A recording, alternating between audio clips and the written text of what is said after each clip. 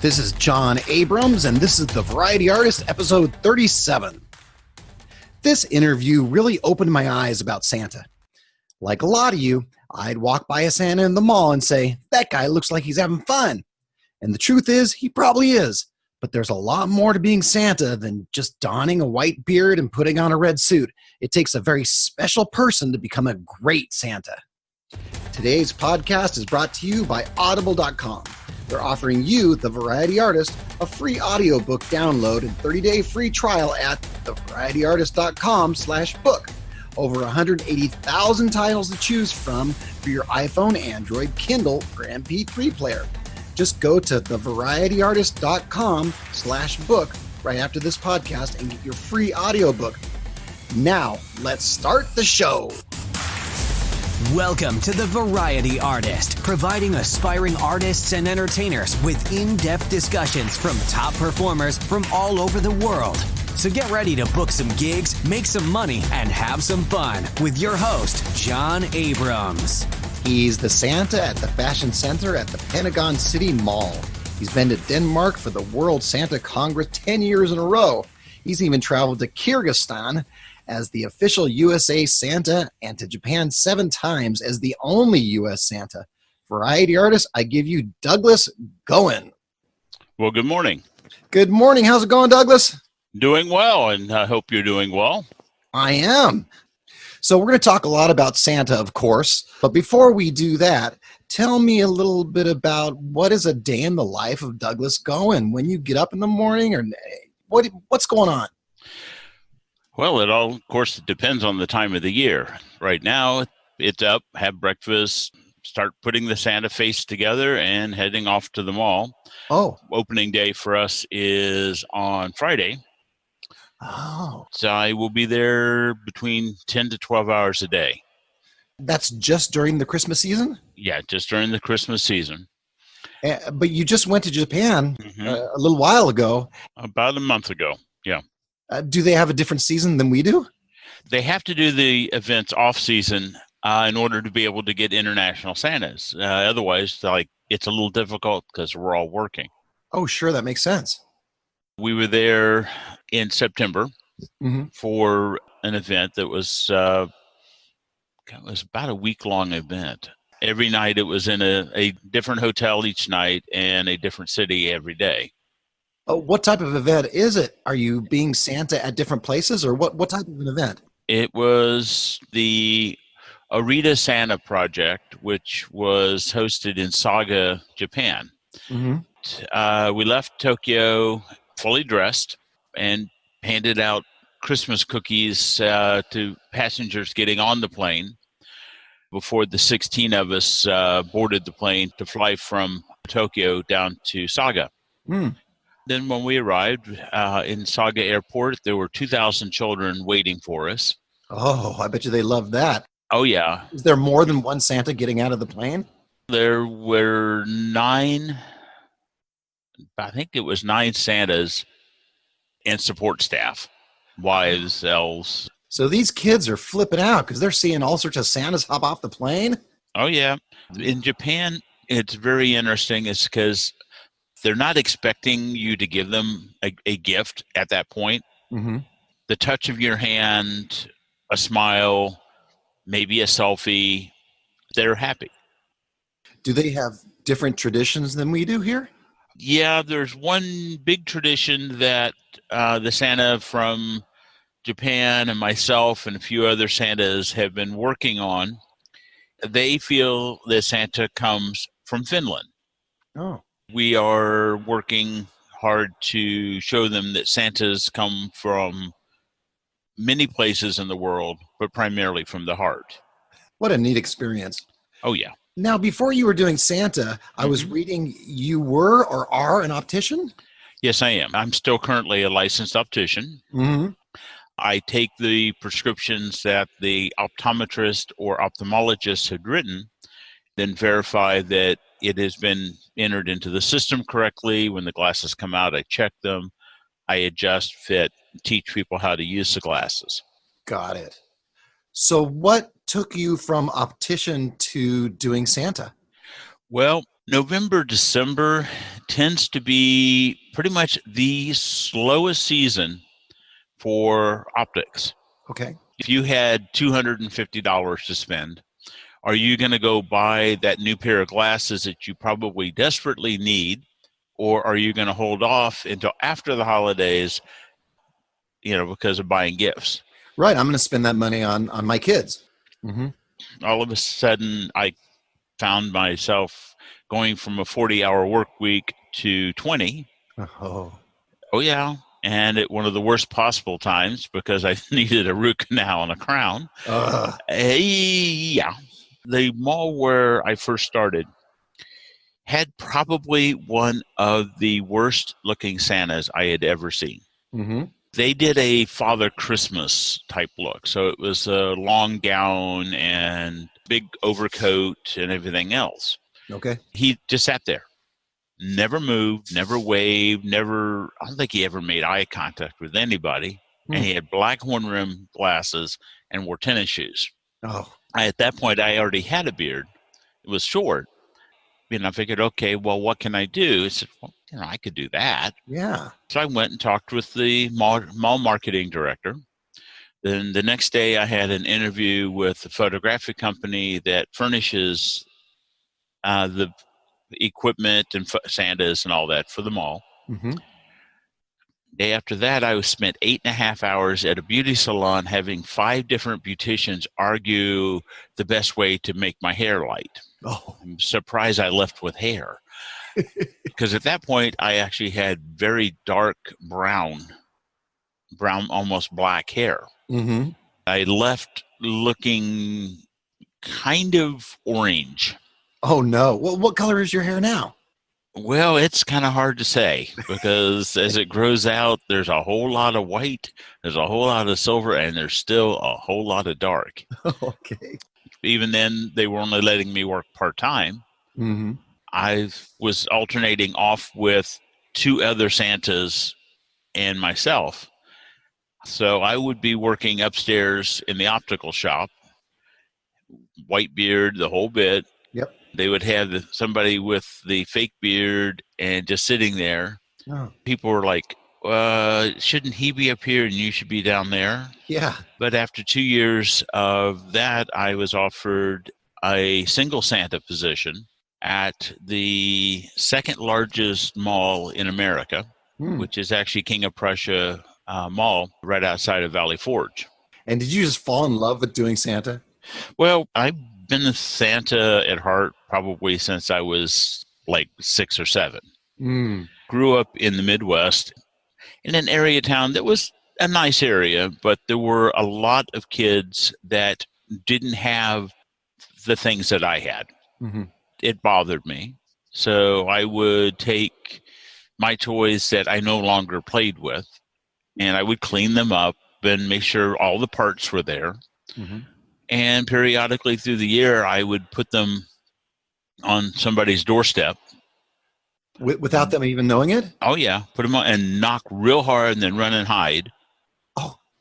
And then somebody would open and there would be a fire truck or, a rocket launcher or something. I could see the expression on the person's face. It made me feel good. Oh, yeah. You were Santa as a little kid. My parents weren't real happy with the whole idea that I was giving most of my toys away. Later, in life, it kind of stuck with me as after I'd grown up and moved away from home, I would do something similar with bags of non-perishables in front of some elderly people that lived in the same apartment complex as I did. Mm-hmm. I would do the same type thing. When you became Santa, it was just a perfect fit for you. And I'll continue to be Santa until it's no longer fun. There you go. Once it's no longer fun and it becomes a job, yeah, then I'm not going to do it anymore. Because there's too many Santas that I've run into that should have probably hung the red suit up a long time ago. Is that right? Oh, yeah. Grumpy, overly opinionated, very un-Santa-like. Yeah. Santa should be a giving person. This should be about the kids. Yep. instead of about the grumpy Santa. Yep. So what are your philosophies when talking to kids? When I'm talking with the kids, I will talk to the kid as from a kid's point of view, and I treat them oftentimes as small adults. I don't go into baby talking to a child. They are little people, and I treat them as such. Mm-hmm. If they ask me for a particular toy that I don't know about, I'll say, oh, well, cool. Tell me about this toy. Yeah. Oh, it does such and such and such and such. What will help me is 10 children down the line, somebody comes up and says, oh, and I want such and such. And, oh, you mean the one that does this, this, and this? And the parents are just looking at me like, wow. How did he know? He knows his stuff.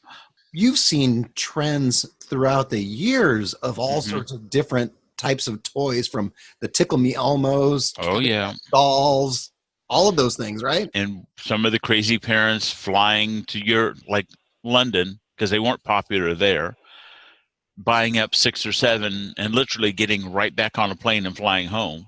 Oh, wow. Just so their child would have a Cabbage Patch doll. Wow. Parents sometimes, I think, tend to almost over-exaggerate Santa to a point that it makes it harder for the child sometimes to believe. What do you mean by that? Every time they go to a mall, there's a Santa there. Yep. I said, well, yeah, he just got over here from here. He was just down the street. Well, that was one of the kind of the issues that I had when I worked in King of Prussia. That mall is large enough. There are 2 full-time Santa Clauses. Ah.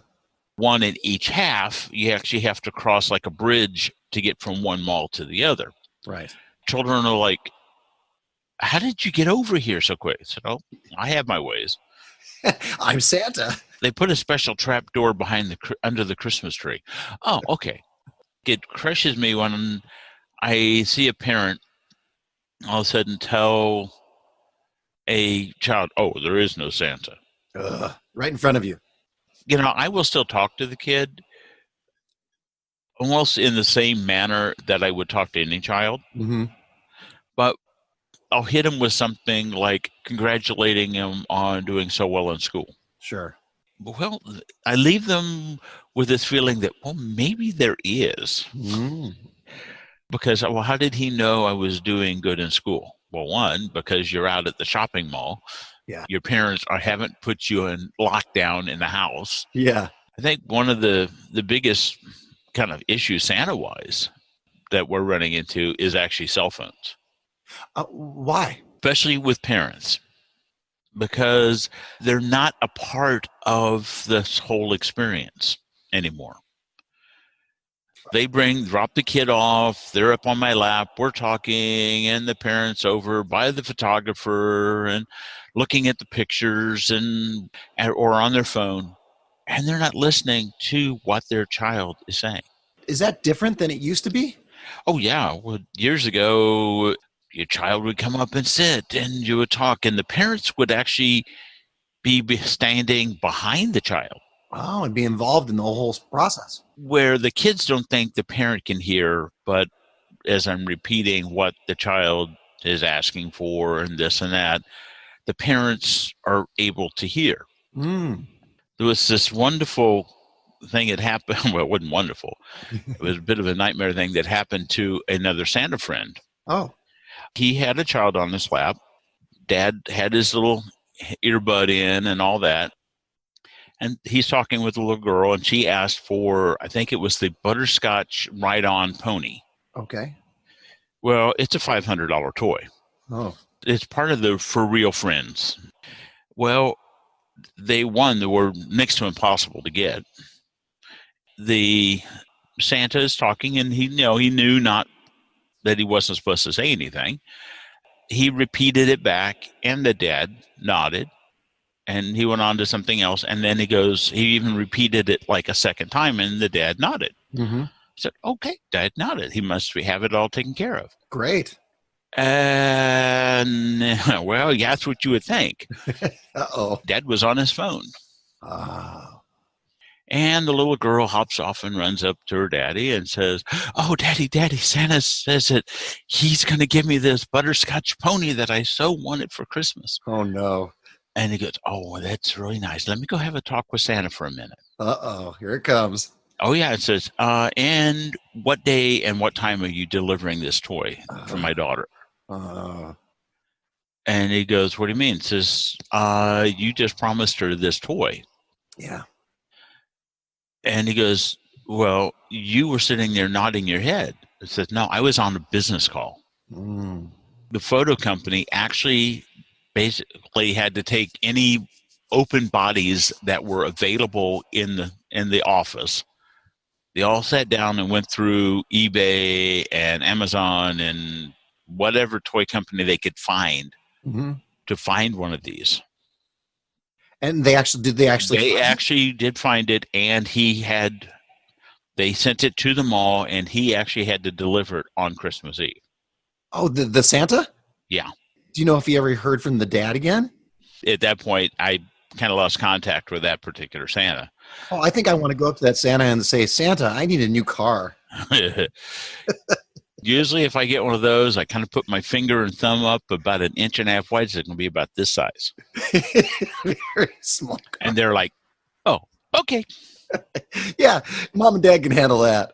The thing is that you have to be careful, one, never to promise anything. Right. The big line that Santas use is, "Well, we'll have to see what we can do." Oh, and that's how you handle the situation. That's pretty much how you handle all situations. Oh, okay. You don't promise it. You don't say no. You don't say yes.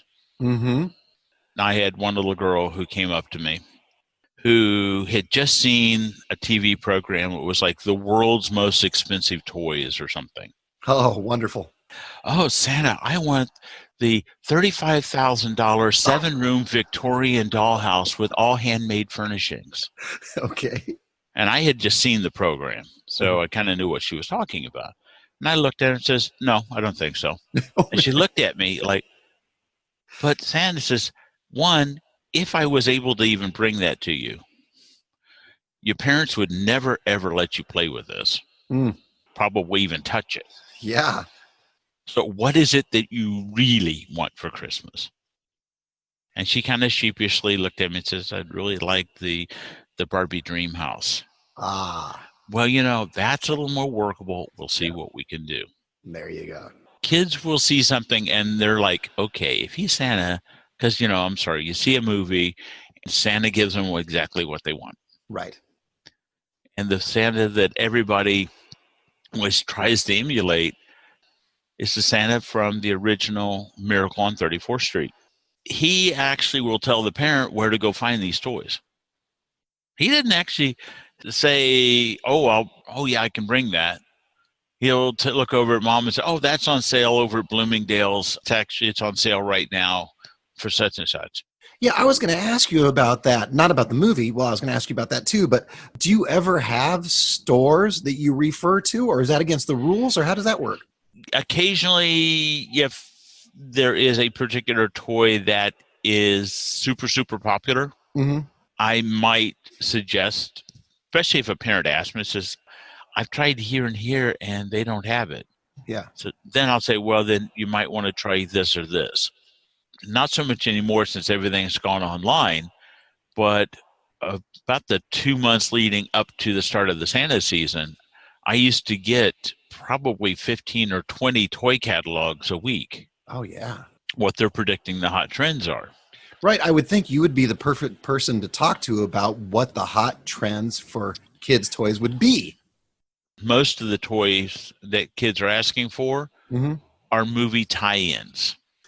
Oh. Well, now, do you get any? I've seen kids that are waiting in line and they're all brave while waiting in line to see Santa. And then they come up to Santa and all of a sudden they burst out in tears. Yeah, on a daily basis. I'm sure. How do you handle a situation like that? I have a footstool that's in front of the chair, and I'll sit down on the footstool. So I'm more at eye height. So they're not having to look up. I had asked somebody else about it like my first or second year of Santa, it really bothered me. These kids are crying when I'm coming, they come up. Sure. And one of the older Santas that helped me out a lot says, well, what you have to look at it is, okay, you're going to go meet your favorite movie star. Yeah. And, I want to talk to them about the films that they did and this and this and this. And you get up there and you go, Yeah. It's the same thing. You're Santa Claus. You are this person in flesh and blood right in front of them. Mm-hmm. I really hate it when parents just bring a kid up and throw a screaming child in your lap, flailing about, that you're having to try to hold on to. It's like holding a bag of Jell-O. Yeah. Expecting that they're going to have this award-winning photograph. Yeah. Which is the ones that always end up on the like hashtags terrified of Santa or I haven't even heard of that. Oh, they run those pictures all over the place. Oh. I ended up having a kid actually had hurt my back. Oh. Because I had a rather high chair. All of a sudden he lurched to jump. Mm-hmm. When he did, it actually popped my lower back. Ow. As I'm sitting there in excruciating pain, still smiling. Of course. Yeah, it just worked out well that year. There was a chiropractor's office literally below my apartment. He gave me a price break if I showed up in my Santa suit. Do you ever use your Santa celebrity to get discounts and things? If somebody wants to give you something for nothing as a gift, it is very, very important that you always accept the gift unless it is cash. Mm-hmm. And be gracious. Mm-hmm. If they offer it to you, you accept it graciously because that's money out of their pocket. Yeah, and it makes people feel good when they give. Sure, that they are able to do something. Yeah. The whole thing with the money is that it looks like you're paying off Santa. Yeah. That doesn't look good. I laugh because I could just picture that in my head. Hey, yo, Santa, hey, give my kid a good gift. Hey, here you go. But then I had a young couple with their new baby. Mm-hmm. They kind of insisted, you're in the service industry. In the service industry, tips are given for a job done above and beyond. Mm-hmm. I said, well, there's usually always a charity that we're raising money for as well. Oh, okay. In the past, it's been Save the Children. Mm-hmm. If they offer something like that, then I'll say, well, I would love to take that, but what I would like you to do is go up to the register and make a donation. Smart. And with that, most often they're fine with that. Yeah. Even being offered tips is a very minimal thing. Mm-hmm. It doesn't happen very often. Well, which is good because, one, there's no pockets in your Santa suit. Okay. Well, let's talk about your Santa suit. Okay. Do you have a specialized Santa suit that you wear? I have two different suits, depending on if I'm doing the international travels and things like that.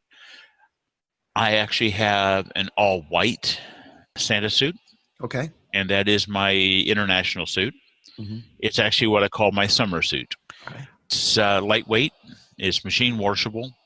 It doesn't get all crinkly and ugly looking when it gets folded and put into a suitcase. Hence the name suitcase. Mm-hmm. Santa suitcase. Santa's suitcase, which is red with a snowman on it. Oh, is it? Yeah, I got Olaf on the front of the suitcase. Okay. So you have the white international? I have my white international suit. And that one, I have 2 patches on that one, or 3. Mm-hmm. No, I have 3 on there. What are those patches? I am the first international full member to the Danish Santa Guild. Okay. Then I hold the last authentication that was given out. They used to actually authenticate Santas from around the world. Oh. I managed to actually receive the last one. They no longer do this. Wow. and then I have a USA flag shield. Right. That's on your international. And that's on my international, the white one. Mm-hmm. For November, December, I actually have more of a designer-looking outfit. Mm-hmm. Years ago, I did my own suits. Mm-hmm. I now work for a company that has a very specific look for their Santas. Now, the suits are still custom made for me to my measurements, but they are kept by the photo company. Okay. When I went to Kyrgyzstan, the photo company sent me my red suit. So far, though, I have been really lucky to touch some wood that I have not ever been peed on. Oh, well, that's good news, right? Yeah, that is very good news because, apparently there are horror stories from Santas about that happening all the time. Yes. Now, occasionally I have been handed a wet one. One that's already peed? Yeah. If it's a baby, okay, fine. The glove goes underneath and they leave. I change the gloves. One little boy who didn't want to be in the picture, and I could kind of see why. I said, well, I'll tell you what, why don't you stand right here by me? He was fine with that because I kind of had noticed that his trousers were slightly darker. Ah. Well, because he had been in line for 2.5 hours. Yeah. He didn't want to tell his parents that he just couldn't hold it. He should have told them and had somebody hold their place. We've not run into any of the professional placeholders. Oh. I've seen that in a couple places, usually college students looking to make some money. There were actually professional placeholders in line? Yep. Wow. What you do is you pay them like $20 or whatever, and they'll stay there in your spot until you come back. Oh. Well, tell us about the Santa Congress. 10 years in a row? Yeah, that's the World Santa Claus Congress is the world's oldest gathering of professional Santas. It started with a Danish entertainer who had a theater at Bakken Park. It actually takes place at the world's oldest amusement park, which everybody usually thinks is Tivoli. It's actually called Dresbakken, or Bakken for short, which means the hill. Okay. It is actually in the middle of the Royal Hunting Woods. So it's actually on royal property. In Denmark? In Denmark. But their entertainer was Professor Tribini, who is the Danish version of Groucho Marx. Okay. He decided, we could have Christmas. We need a little Christmas in the middle of July. Oh. He put together a rack of international-looking suits. He would take this handful of cards with all the different Santa names on it, walk through the park and walk up to people and say, okay, I want you to be the British Santa. Here, take this card, be in my theater at this time. This was like a massive honor for a lot of these people. Oh. Off you went. You had a little parade around the park. You went back and you took it off and finished your day. And that was it. It actually has opened up to become a true international event. This last year, we had Santa come in from Jerusalem. Okay. We had Bulgaria, Romania were new ones this year. How many Santas are at the Congress? At the Congress, there's usually about 75 international Santas. Right. Total with families, everything else, we're looking at usually running about 125. What is your role as the international ambassador? What do you actually do? For any other U.S. Santas coming to the event, I let them know what the event entails, the appropriate things to do and the inappropriate things not to do. Okay.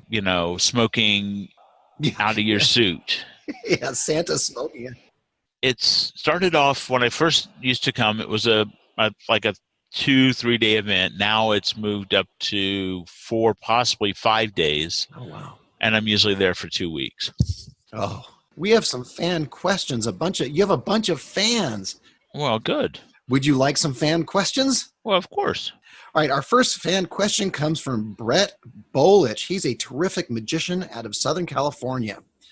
His question is, Assuming you perform for hospitals, how do you deal with kids who wish for a clean bill of health? Well, that's really a hard one because I occasionally have done some hospital things where you're dealing with some rather very sick kids. With that, you try to reassure them that, they're getting the best care possible. Turn it around a little bit and say, well, here's some things you can do that will help. Mm-hmm. And like making sure you take your medicines on time and listen to what the nurses say and kind of give them a little bit more focus on what they can do to get better. Right. Empower the children a bit. Empower the children. Also let them know that they're loved and cared for. Mm-hmm. And that's probably about the best. You never, ever want to promise anything. Right. Because you can't promise they're going to get healthy. No. But you can empower them and give them some sort of hope and give them the idea that they can make a difference in their own health. Well, of course. All right, next fan question from my friend Annie Banani. She's one of the top balloon artists in the country. Mm-hmm. She says, I'd love to start performing as Mrs. Claus. What advice would you give to someone who's looking to do that? What you would need to do is try to find yourself a performing Santa, a Santa that does children's parties, things of that nature that you could partner with. For Mrs. Claus, it would be fine to do balloon things. Yeah, now that might be an interesting spin, being as she is a terrific balloon artist. Santa could be Santa, and Mrs. Claus could be that. That would be a great sell. Possibly check with a Santa, even in the shopping mall, if they would be open to having a Mrs. Claus there to help basically entertain the children in line while they're waiting to come up to see Santa. It would probably be best if she could meet a Santa that she really likes and partner with him directly. Daryl Osborne, the magic mad scientist, Dr. Osborne, asks, has he tried the Santa Skype idea? I know of a few Santas. That's pretty much what they do all season. Well, I know what that is, and you know what that is, but explain it so our listeners understand what you're talking about. Okay, well, with the Skype, basically it would be a Santa visit directly with your children via the computer, via Skype. At a certain time, you would get a phone call from Santa, and the Santa would know your children's name, things they need to work on, things like that. And usually most of the Skype things tend to run maybe 10, 15 minutes, maybe 30 minutes tops, because Santa usually has a rather full book. Yeah, I wouldn't be able to do it because I would have to call people like after 9:30, 10 o'clock at night. Next fan question, Peter Norgard. You, of course, know Peter.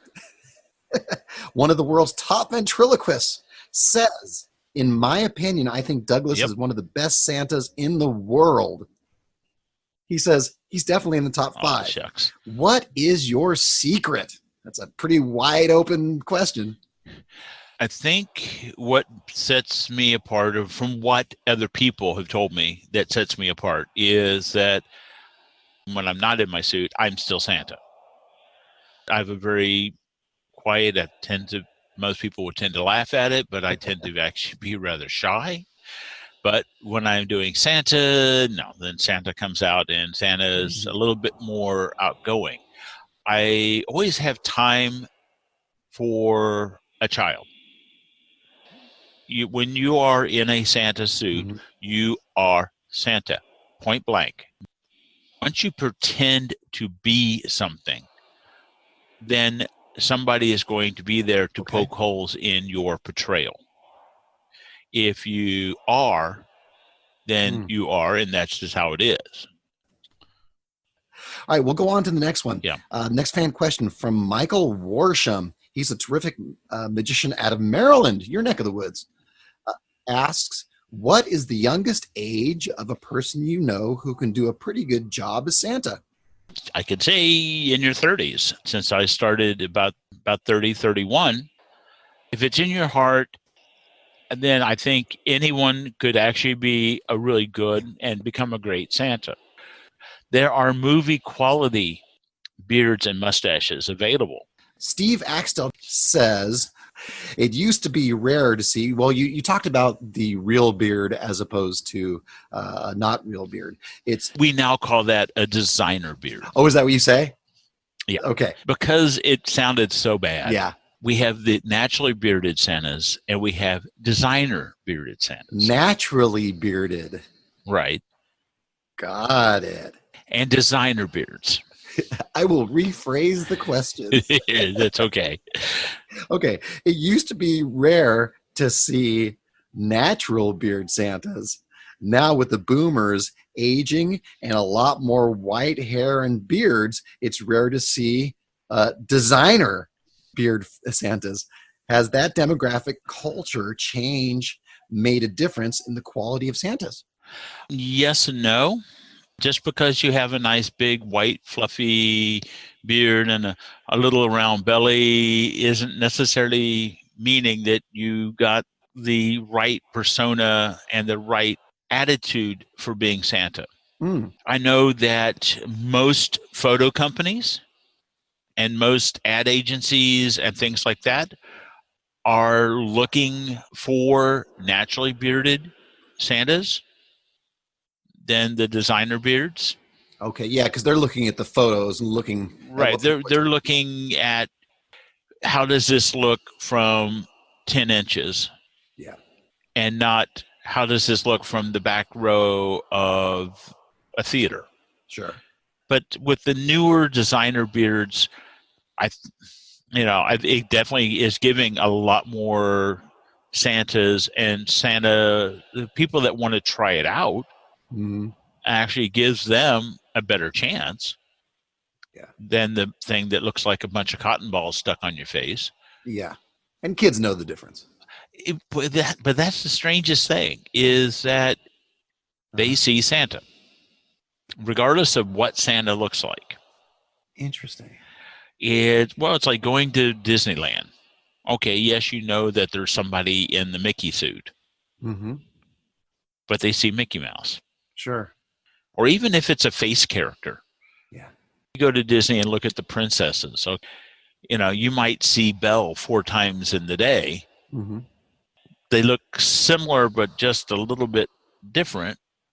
But to the little girl who is so enamored of meeting Belle, it's Belle.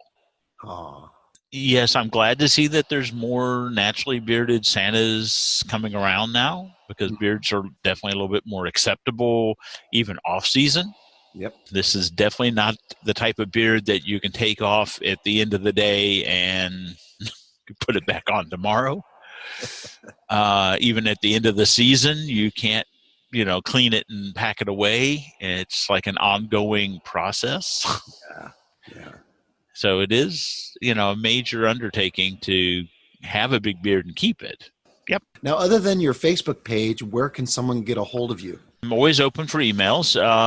It's actually a fairly simple, straightforward email address. It's Santa Bear, as in BEHR, at AOL.com.